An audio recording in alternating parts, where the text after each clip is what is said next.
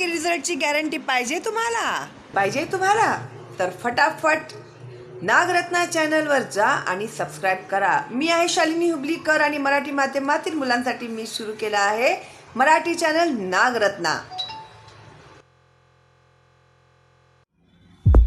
Hello children, how are you all? Welcome to Shalini Hublekar channel. How is your study going on?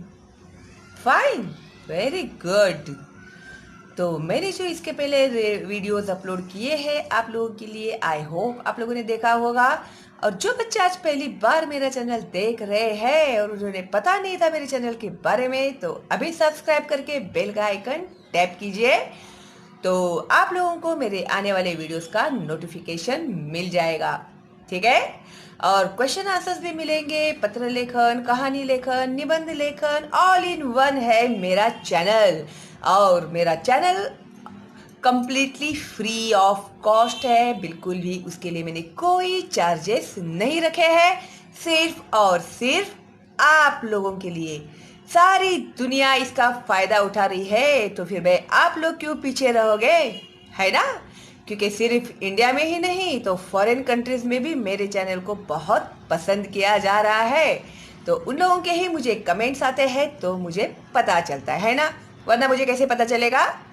Okay, मैंने इसके पहले आप लोग के लिए एक्सप्लेन किया हुआ था इसका फर्स्ट लेसन, और उसके क्वेश्चन एंड आंसर्स भी मैंने अपलोड किए हुए हैं. तो जाइएगा प्लेलिस्ट में और देखिए क्वेश्चन एंड आंसर्स और लेसन्स पहले देखना. ओके. तो आज मैं आप लोग को एक्सप्लेन करने जा रही हूँ, सेकेंड चैप्टर है आप लोगों का साइंस का, the inter relationships between living things. अभी इंटर रिलेशनशिप मीन्स आपस में रिश्ता. क्या है? लिविंग थिंग्स यानी सजीव, जो जिंदा है. दुनिया में जो भी जिंदा है वो लिविंग थिंग है, चाहे वो कितना भी छोटा क्यों ना हो या वो कितना भी बड़ा क्यों ना हो, तो वो लोग जिंदा है, वो है living things. Okay. Now a riddle to solve. अभी उन्होंने एक हमें रिडल दिया है यहाँ पर. An age-old tree with a thick strong trunk gives deep dark shade from the scorching sun. अभी एक बहुत ही पुराना ट्री है, बेचारा बूढ़ा ओल्ड एज ट्री है, जिसके जो बहुत ही थिक और स्ट्रॉन्ग ट्रंक वाला है. गिव्स डीप डार्क शेड, और हम लोग को बहुत ही घना साया वो देता है. फ्रॉम द स्कॉर्चिंग सन, जैसे वो झुलसा देने वाली जो गर्मी होती है सूरज की किरणें, उनसे हमें वो बचाता है. Like an old man's beard with many stands, it has ropes from swinging from every branch. तो an age-old tree with a thick, strong trunk gives deep, dark shade and the scorching sun. Like an old man's beard with many strands, it has ropes for swinging from every branch. तो एक जो tree है बहुत ही बड़ा है, उसका जो trunk है वो बहुत ही स्ट्रांग है. देखो हम लोग को तो यहाँ पर दिखाई भी दे रहा है ना. और वो हमें घना साया भी देता है. और जैसे एक बूढ़े इंसान की दाढ़ी कैसे होती है ना जगह जगह पे, उस तरह से इसे भी इस तरह से रोप्स आए हुए रहते हैं, जिसमें बच्चे लोग झूला करके लटकते हैं. देखा होगा आप लोगों ने, और लटके भी हो गए आप लोग इसके को झूला बना के, है ना. तो which is this tree in the picture? Can you guess? ये कौन सा ट्री है? ये है बनियान ट्री. ठीक है.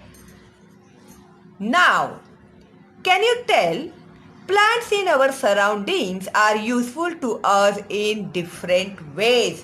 अभी हमारे सराउंडिंग में यानी आजू बाजू में जो भी प्लांट्स हम लोगों को दिखाई देते हैं वो हम लोगों के लिए बहुत तरीके से यूजफुल है. The names of some plants are given below. तो उनमें से कुछ प्लांट्स के नाम उन्होंने हमें नीचे दिए हुए हैं. From what purpose do we use their leaves? तो उन पेड़ के पत्ते हम लोग किस चीज़ के लिए यूज़ करते हैं, हमारे वो किस काम आते हैं? तो ये है betel vine, flame of the forest यानी पलास, फेन्यूग्रीक मेथी, वसाका अडुल्सा करी लीफ प्लांट। तो ये बेटल वाइन, अभी आप लोग मुझे बताओ किसके लिए यूज़ आता है betel vine? Flame of the forest, palash, पलास के फूल जो होते हैं वो, फेन्यूग्रीक, मेथी, मेथी क्या करते हैं आप लोग, खाते हो ना? और ये वसाका अडुल्सा है, उसको मेडिसिन्स के लिए यूज़ करते हैं। और करी लीफ तो बहुत ही मल्टीपर्पज़ यूज़ होता है उसका भी, उसके लिए उसके साथ हेयर ऑयल भी बनाते हैं। और मम्मी जो आपकी दाल को तड़का देती है तो उसमें करी लीफ के बिना मज़ा नहीं है ना? तो इस तरह से ये थोड़ा जरा मुझे बेटल वाइन क्या है भाई, आप लोग देख के मुझे ज़रा कमेंट बॉक्स में बताना, ठीक है? क्योंकि अभी मैं देखने के लिए बंद करूँगी तो फिर उतना अपना टाइम वेस्ट हो जाएगा। और मेरे इतने स्मार्ट है बच्चे तो मुझे तो फटाफट वो लोग आंसर भी दे देंगे, है ना? इतना हेल्प करेंगे ना मुझे तुम लोग, thank you. The needs of living things are met in their environment. तो लिविंग थिंग्स की ज़रूरतें पूरे करने वाली जो चीज़ें हैं वो एनवायरमेंट में ही अवेलेबल है। We have many needs like food, water, air, clothes and shelter. All these needs are met in our surrounding. अभी हम लोगों की ज़रूरतें क्या क्या होती है? फूड यानी खाना, वाटर यानी पानी, एयर यानी हवा, क्लोथ्स यानी कपड़े, एंड शेल्टर यानी घर में हम लोग रहते हैं ना, छत चाहिए ना सर के ऊपर। तो ये सारी चीज़ें हमारी जो रिक्वायरमेंट्स है वो हम लोगों को हमारे सराउंडिंग में से ही पूरी होती है ना? देखो यहाँ पर पिक्चर भी दिया है और ये बहुत इंपॉर्टेंट है, आप लोग को क्वेश्चन में आएगा ये। देखो टेलर कपड़े सी रहा है, ये है फूड, ये है वाटर और ये है shelter, okay? In fact, good water and air are the needs of all living things. लेकिन अच्छा खाना, अच्छा पानी, साफ सुथरा और अच्छी हवा, ये हम लोगों के लिए बहुत ज़रूरी है। जितने भी लिविंग थिंग्स है उन लोगों के लिए बहुत ज़रूरी है। They are all fulfilled in the environment। और वो हमारी ज़रूरतें किस में पूरी होती है? एनवायरनमेंट में पूरी होती है। But there are differences in the needs of each kind of living things. लेकिन हर लिविंग थिंग की ज़रूरतें जो है वो अलग अलग होती है ना? For example, the water that a mouse drinks in an entire day would not be enough for an elephant even at one time। अभी देखो, एक चूहा है, ठीक है? चूहा जितना पानी पीता है पूरे दिन में, उतना पानी अगर आप लोग एलिफेंट को देंगे तो उसको वो पूरा पड़ने वाला है क्या? या फिर एलिफेंट जितना पानी पीता है उतना पानी वो माउस पी पाएगा क्या? नहीं। तो जैसा लिविंग थिंग वैसी उनकी ज़रूरतें है, ठीक है? Think about it. Butterflies feed on the nectar of flowers. अभी ये जो बटरफ्लाई होता है वो फ्लावर्स में से, वो उसके नेक्टर में से उसका खाना लेता है। Can a frog do the same? क्या फ्रॉग भी ऐसा ही करता है? नहीं। A sheep eats the leaves of shrubs. Sheep है ना, मेंढी, वो किस में से लेती है खाना? श्रब उसमें से वो खाती है ना, लीव्स खाती है। Can a tiger do the same? तो क्या वो मेंढी के जैसा वो टाइगर भी बुश खाएगा, श्रब्स खाएगा, घास खाएगा? वो नहीं। A fish can breathe in water. जो फिश है वो पानी के अंदर सांस ले सकती है। But can a pigeon do that? क्या जो कबूतर है, कबूतर को अगर पानी में आप लोग डुबा दोगे तो वो सांस ले पाएगा? जैसे फिश सांस लेती है वैसे नहीं। तो bulrushes grow in water, can a lemon tree do so? तो bulrushes पानी में बढ़ने वाला ये है, कुछ तो है वो पेड़ या घास है पता नहीं। तो can lemon tree do so? तो पानी में ही अगर डाल देंगे तो लेमन का भी ट्री आएगा क्या? नहीं। Can you tell if fish leave the water will they be able to live on land? अगर पानी को छोड़ देंगे फिश लोग तो क्या वो जमीन के ऊपर जिंदा रह पाएंगे? जवाब भी दे दिया ना आप लोगों ने, वेरी गुड। Try this. अभी यहां पर एक एक्सपेरिमेंट किया है इन लोगों ने। Take 2 small boxes, label them box 1 and box 2। इस तरह से बॉक्स लेना है 2, उसको नाम देना है 1 and 2, okay. Fill them 3/4 with soil. 3/4 जो है उसमें मिट्टी डालो, पौना डब्बा में मिट्टी डालो। Make the soil moist enough to sow seed, और उसमें बीज डाल सके इतना वो सॉइल को मॉइस्ट रखो, ओके। सो 2 स्प्राउटेड मोथ, यानी मटकी के 2 बीज उसमें डाल दो। सीड्स इन ईच बॉक्स, हर बॉक्स में सीड्स डालो same, okay. Give 2 spoons of water to the soil of box 1। अब ये जो बॉक्स 1 में है उसको चम्मच से 2 चम्मच पानी दो। ओनली वंस एवरी डे, सिर्फ दिन में एक ही बार, okay. Give 4 spoons of water to the other box 4 times a day. Do this for 6 days। और एक जो डब्बा है आपका, उसमें जो आपने लगाया हुआ है मोथ का तो सीड, उसको आप लोगों को दिन में 4 बार पानी देना है, ठीक है। और इस तरह से इसे सिर्फ एक ही बार देना है और इसे दिन में 4 बार देना है। और इस तरह से आप लोग कितने दिन करने वाले हैं? ये 6 days तक करने वाले हैं। What will you see? The plant in box 1 are growing well. First box में का जो प्लांट है वो अच्छे से बढ़ रहा है, but the plants in the box 2 have begun to rot. अभी ये जो है ना सड़ने लगा है, कुजता बोलते हैं ना आप लोग मराठी में, तो वो सलने लगा है, गलने लगा है। What does this tell us? तो ये हमें एक्सपेरिमेंट करने के बाद इससे हम लोग को क्या पता चलता है? Plants that are not aquatic plants cannot grow in marshy areas। जो aquatic plants होते हैं वो marshy areas में नहीं बढ़ते। If they get more water than they need, they rot। जितनी उनको पानी की जरूरत है, अगर उससे ज़्यादा उन्हें पानी दिया जाएगा तो वो क्या हो जाएंगे? गल जाएंगे, सड़ जाएंगे, ठीक है। Any type of living thing will be found only where all its need are fulfilled। अभी कोई भी लिविंग थिंग्स है, चाहे वो प्लांट्स रहने दो, चाहे वो एनिमल रहने दो, चाहे वो ह्यूमन बीइंग रहने दो, कोई भी रहने दो, जो भी लिविंग थिंग्स है वो वहाँ ही रहते हैं, उस जगह पर ही रहते हैं जहाँ पर उनकी ज़रूरतें पूरी होती है, ठीक है। समझ में आ गया आप लोग को? इतना पॉइंट कवर हो गया, क्लियर? ओके, तो अभी हम लोग आगे बढ़ते हैं। Let's take a example of the tiger. अभी एक टाइगर का हम लोग एग्जांपल लेते हैं। अ टाइगर हैज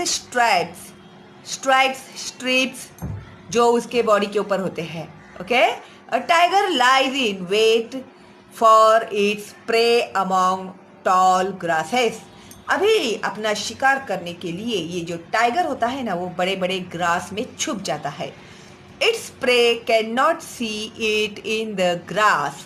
और उसका जो शिकार होता है ना वो उसको ग्रास में पहचान नहीं पाता, बिकॉज ऑफ द स्ट्राइप्स। तो उसके बदन के ऊपर ये स्ट्राइप्स होने की वजह से उसके ख्याल में नहीं आता कि यहाँ पर टाइगर छुपा हुआ है। There are animals like the deer, the nilgai and the bison in grasslands. When the tiger is hungry, it can feed on them. तो जब ये टाइगर भूखा रहता है तभी वो इन लोगों का शिकार करके खाता है, डियर, नीलगाय, बाइसन का। ठीक है। When the tiger is hungry, it can feed on them. For a tiger, there also needs to be a water hole nearby, which never dries up even in the summer. और ये जो animals रहते हैं, tiger जहाँ पर रहता है वहाँ पर एक पानी की भी ऐसी जगह होती है, होल होती है, जिसमें पानी कभी भी ड्राई नहीं होता, कभी भी सूखता नहीं है। चाहे गर्मी का भी मौसम क्यों ना हो, वो कभी ड्राई नहीं होता। There must also be dense vegetation, tall grasses or caves in hills or mountain in the area so that the tiger can find shelter. तो there must also be dense vegetation. तो वहाँ पर बहुत घने सब green ये ऊंचे ऊंचे ग्रास होते हैं, और केव्स, जो ये देखो ये है केव होते हैं। तो हिल्स पर या माउंटेन्स के ऊपर ऐसे जगहों में ये जो टाइगर होते हैं वो लोग आसरा लेते हैं, शेल्टर लेते हैं। A tiger inhabits an area where all these things are available. तो ये सारी ज़रूरतें जिसकी जहाँ पर पूरी होती है उन जगहों पर टाइगर रहता है। ठीक है। Where does a tiger live? कहाँ पर रहेगा वो? गुफा में, केव्स में वो लोग रहते हैं। Can you tell from where do we get silk? तो सिल्क हम लोग को कहाँ से मिलता है?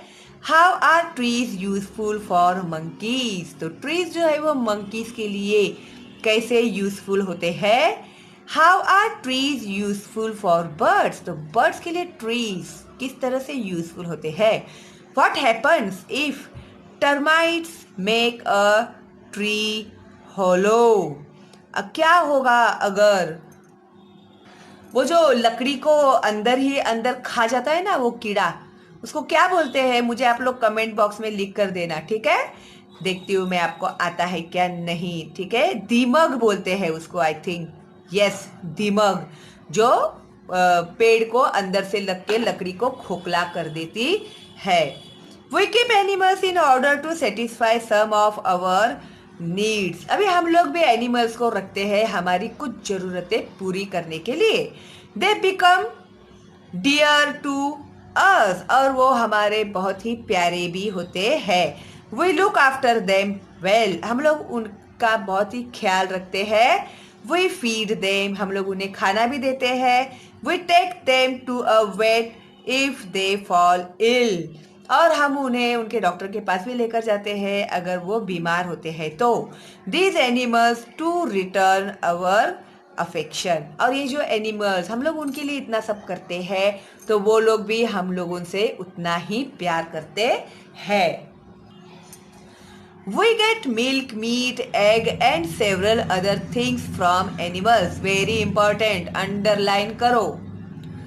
तो हम लोगों को एनिमल्स में से क्या क्या मिलता है? मिल्क यानी दूध, मीट यानी मांस, एग यानी अंडा, and several other things from animals, और भी बहुत सारी चीज़ें हैं जो हम लोगों को एनिमल्स के द्वारा मिलती है। Some animals are useful for carrying burdens और ड्राइंग कार्ड्स। तो कुछ एनिमल्स जो है वो वजन उठाने के लिए हमारे काम में आते हैं। कौन सा है भाई एनिमल जिसको हम लोग वजन उठाने के लिए यूज करते हैं? डोंकी, है ना। डोंकी के ऊपर भी वजन रखते हैं और उसे लेके जाते हैं। और ड्राइंग कार्ड्स, या फिर जो बैलगाड़ी होती है ना, उसको खींचने के लिए, जो गाड़ी होती है उसको खींचने के लिए भी एनिमल्स का यूज किया जाता है। घोड़ा गाड़ी, बैलगाड़ी, ऐसा। ओके। उसके बाद है domestic animals are also used to us with the heavy farm work in fields. और जो डोमेस्टिक एनिमल्स यानी पालतू जानवर जो होते हैं वो हेवी काम करने के लिए, जो फार्म होता है, खेत होता है, खेत में हेवी काम करने के लिए फार्मर के लिए यूजफुल होता है। डॉग्स गार्ड अवर हाउसेस। जो डॉग होते हैं वो हमारे हाउस को गार्ड करते हैं। शीप गिव अस वूल। और ये जो शीप होता है वो हमें क्या देता है? वूल देता है। ठंडी के मौसम में स्वेटर वगैरह पहन के बैठते हैं क्या नहीं आप लोग? तो वो वूल हम लोग को कहाँ से मिलता है? तो जो शीप होता है ना, वो शीप के बालों से वो वूल बनाते हैं, फिर उसका धागा बनाते हैं, फिर उससे स्वेटर बनाते हैं। ठीक है? Do you know even the excreta of domestic animal is of use to human beings. तो ये जो एनिमल्स के जो डोमेस्टिक एनिमल्स है, जैसे समझो गाय बैल आप लोगों ने पाले हुए हैं, तो उसका जो एक्सक्रेटा है बोले तो उसका यूरिन है, उसका संडास है, उसको संडास नहीं बोलते, गोबर बोलते हैं। तो वो जो गोबर है तो वो भी इंसान के काम में आता है। पहले के ज़माने में थोड़ी गैस था, तभी जो औरतें थी, देखो आज भी तुम लोग के गांव में तुम लोगों ने देखा रहेगा, तो जो गोबर होता है ना, वो गोबर को सब लोग ऐसे वो उसको थाप के फिर धूप में उसको सुखाकर उसके पूरे बंडल्स बनाकर रखते हैं। तो होली में देखो आप लोग लेके आते हो गोबर का, वो क्या बोलते हैं उसको, गौरी गौरी बोलते हैं सूखे हुए को। तो वो लेके आके तुम लोग फिर वो होली में रखते हो ताकि वो होली जो है वो अच्छे से जले और जल्दी से जले।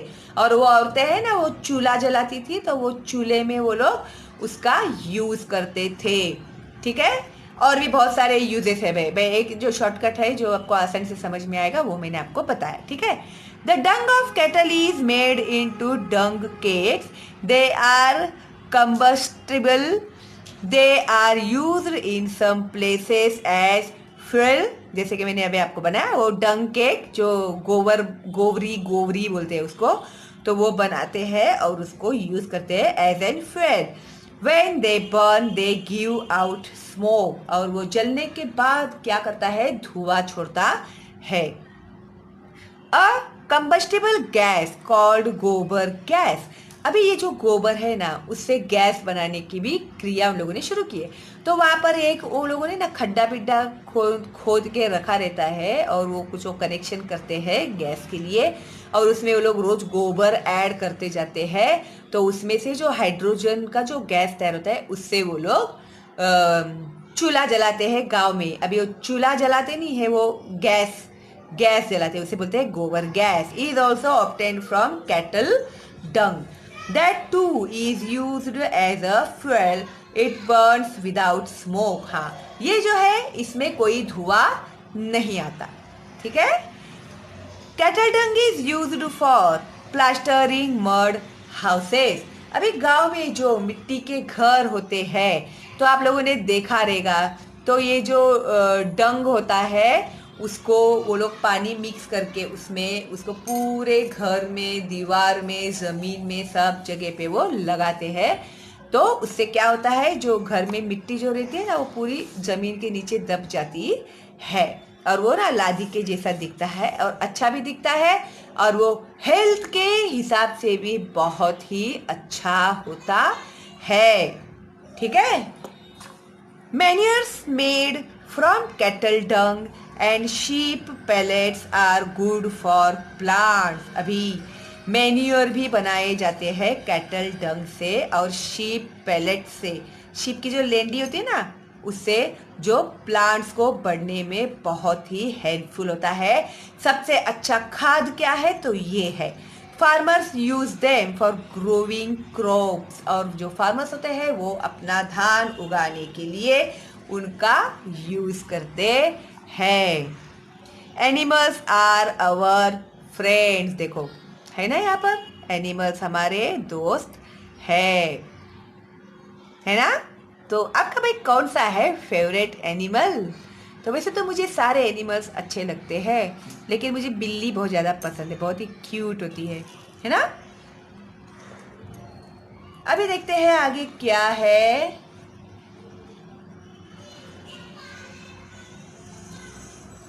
Just as we need animals we need plants too. जिस तरह से हम लोगों को एनिमल की ज़रूरत होती है, उसी तरह से हम लोगों को प्लांट्स की भी ज़रूरत होती है। Plants give us food grains. तो प्लांट्स हम लोग को क्या क्या देता है? फूड ग्रेन्स देता है, वेजिटेबल्स एंड फ्रूट्स देता है। अंडरलाइन करो इसको, राइट टू नेम्स में आ सकता है, ठीक है। We love flowers too. फूलों को भी हम लोग बहुत पसंद करते हैं। We use them for many different purposes. और उसका यूज हम लोग बहुत ही अलग अलग पर्पस के लिए भी करते हैं। अभी फूल फूल मंदिर में भी चढ़ाते हैं, दरगाह में भी चढ़ाते हैं, गुरुद्वारा में भी चढ़ाते हैं। किसी अच्छे काम होता है, किसी का जो स्वागत करना होता है, सत्कार करना होता है, तो भी फूलों की माला लगती है। मैरिज करने के लिए फूलों की माला लगती है। कोई भी पूजा कर रहे हैं तो उसके लिए फूल लगते हैं, है ना। और किसी की डेथ हो जाती है तो भी हम लोगों को फूलों की ही ज़रूरत पड़ती है। हो गया ना multiple use of flowers. We get flowers from plants. तो ये फ्लावर्स हम लोग को कहाँ से मिलते हैं? तो प्लांट्स में से मिलते हैं। We also get cotton wool from plants to make cotton cloth. तो अभी हम लोगों को प्लांट्स में से ही कॉटन वूल मिलता है, जिसका धागा बनाकर हम लोग कपड़े तैयार करते हैं। We grow plants that are useful to us methodically. तो हम लोग जो प्लांट्स बढ़ाते हैं, तो हम लोगों के हिसाब से वो कितने हम लोगों के लिए यूजफुल है, वो हिसाब से हम लोग वो प्लांट्स लगाते हैं। We sow seeds. पहले हम लोग बीज पेरते हैं। We make sure that they get water. खाली बीज डाल देंगे तो आने वाला है क्या वो पेड़ आपका ऊपर? नहीं आएगा ना। तो उसको क्या करना पड़ेगा? आप लोग को पानी देना पड़ेगा, तो ही वो बेचारा आएगा ऊपर। We give manure when necessary. और जरूरत पड़ेगा तो उसको खाद भी देना चाहिए। We spray pesticides. हम लोग को जंतुनाशक दवाई भी उसके ऊपर स्प्रे करनी चाहिए। If they are attacked by insects. अगर उनके ऊपर कीड़े लग रहे हैं तो हम लोग उसके ऊपर पेस्टिसाइड्स का स्प्रे करेंगे। Plants to give to us abundantly. और प्लांट्स भी हम लोगों को बहुत कुछ देते हैं। They satisfy our needs. और वो हमारी ज़रूरतें भी पूरी करते हैं। Other living things also get their food from the environment. जो दूसरे लिविंग थिंग्स है उन लोगों को भी एनवायरमेंट में से ही फूड मिलता है, खाना मिलता है। For example, chameleon eat insects when they are hungry. अभी कैमिलियंस आप लोगों ने देखा होगा, यानी वो जो सरड़ा होता है ना, गिरगिट गिरगिट बोलते हैं आई थिंक उसको, हाँ। तो वो कैसे अपना कलर चेंज करता है? तो chameleons eat insect when they are hungry. तो वो किसे खाते हैं? कीटक खाते हैं, इंसेक्ट्स यानी कॉकरोच वगैरह जो है वो। Some snakes eat mice and frogs. Important है, ये अंडरलाइन करना पूरा। Tiger eats deer. Goats and sheep eats leaves of plants. Cattle eat grass. ठीक है, simple. Okay, understood. Okay, a new term, arboreal. अभी अर्बोरियल यानी क्या है? This word comes from the Latin word arbor, which means tree. Arboreal means living in trees, यानी trees के ऊपर रहने वाले लिविंग थिंग्स। तो उसको नाम दिया है arboreal. Okay. Animals like monkeys and squirrels live on trees. ये तो हम लोग को पता है, बंदर और जो स्क्वेरल यानी खारुताई गिलहरी जो होते हैं वो ट्रीज पर ही रहते हैं। It gives them certain advantages. और इसके उन्हें कुछ फायदे हैं। Beings at height, they are better able to defend themselves from their enemies. और ट्रीज में रहने की वजह से, हाइट में रहने की वजह से वो लोग अपने आप को अपने दुश्मन एनिमल से बचा सकते हैं. Besides they can eat the fruits of the trees. इसके अलावा वो ट्रीज के फ्रूट खा के जिंदा रहते हैं. टू सेटिस्फाई देयर हंगर, तो उनका भूख भी वो ट्री के ऊपर ही मिटाते हैं. Such animals are said to be arboreal. Very very important, underline this. ये एग्जाम में आपको जरूर पूछा जाएगा. या फिर आप लोगों को तो मंकी एंड स्क्वेरल लिखने आना चाहिए. ठीक है, okay. Unknowingly they help the tree with whose support they live.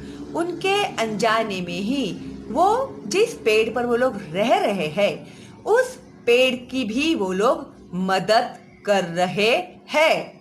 As they move around here and there in the surroundings, they spread the seeds of the fruit they have eaten through their droppings. अभी ये जो monkeys है, squirrels है, ये लोग वो पेड़ कर रहे थे. अभी समझो पेरू के पेड़ के ऊपर है वो लोग, एक एग्जाम्पल. ओके, अभी वो लोग गवा के पेड़ के ऊपर रहते हैं. फिर वो लोग गवा ही खाते हैं, है ना. फिर गवा खाने के बाद वो जो गवा के जो सीड्स होते हैं ना उनके पेट में रह जाते हैं वो.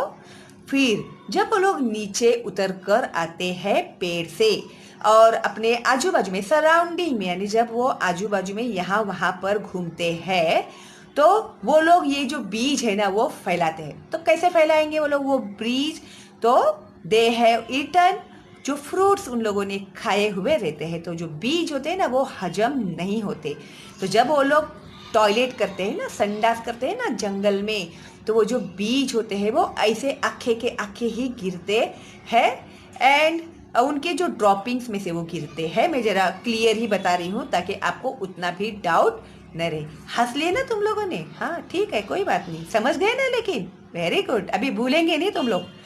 Because of this, new trees grow in different places. अभी उन्होंने गवा खाया, पेरू खाया, पेरू खा के नीचे उतरे, उन लोगों ने टॉयलेट किया, सब उनका हो गया काम, वो जाके ऊपर बैठ गए. वो जो बीज थे वो मिट्टी में गिरे, मिट्टी में जाके वो मिक्स हो गए. फिर जब बारिश आती है तो बारिश में वो जो सीड्स होते हैं वो मिट्टी के अंदर चले जाते हैं. फिर वही ट्री पूरे, पता नहीं वो लोग कितनी जगह पे उन लोगों ने टॉयलेट किया रहेगा, उतने उतने जगह पर उतने सारे ट्रीज सीड्स गिरते हैं और उतने सारे ट्रीज बढ़ते जाते हैं. तुम लोग के मन में ऐसे सवाल आता है ना, भाई जंगल में झाड़ कैसे बढ़ते हैं, कौन लगाता है जंगल में झाड़ जा जाके? तो वो इस तरह से जंगल में जो पेड़ बढ़ते हैं वो इस तरह से बढ़ते हैं. भाई बहुत जादुई है ये अपना एनवायरमेंट, सब बैलेंस किया है उसने हर जगह से. Some types of birds to find trees useful for building their nests. और कुछ बर्ड्स है उन लोगों को तो घर बनाने के लिए भी ट्रीज यूजफुल है ना, क्योंकि हाइट पे वो ट्री होता है तो उसमें ही वो लोग अंडे डालते हैं.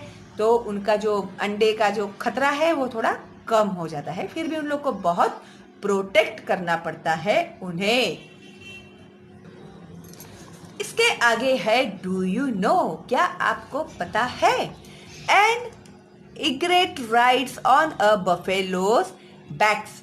अभी आप लोगों ने देखा रहेगा ये बफेलोस के बैक में ना, ये देखो ये बर्ड्स है ना, ये बैठे रहते हैं. तो ये क्यों बैठे रहते हैं अभी ये लोग हम लोग को बताने वाले हैं. देखो, when a buffalo is grazing in a grassy area, जब ये बफेलो घास में चरने के लिए जाता है, you are very likely to see an egret riding on its back. तो उसके बैक के ऊपर ये जो इग्रेट है उसे बैठा हुआ हम लोगों ने देखा हुआ है. What could be the reason for that? क्या वजह हो सकती है कि वो लोग उसके बैक पे जाकर बैठते हैं? A certain kind of egrets feeds on different kinds of insect. Certain kinds of egrets जो होते हैं वो लोग अलग अलग टाइप के इंसेक्ट्स खाते हैं जिंदा रहने के लिए. Grass is full of all kinds of insects. और ये जो ग्रास होता है, घास होता है, उसमें बहुत टाइप के इंसेक्ट्स होते हैं, but because they are hidden in the grass, the egret cannot see them and catch them।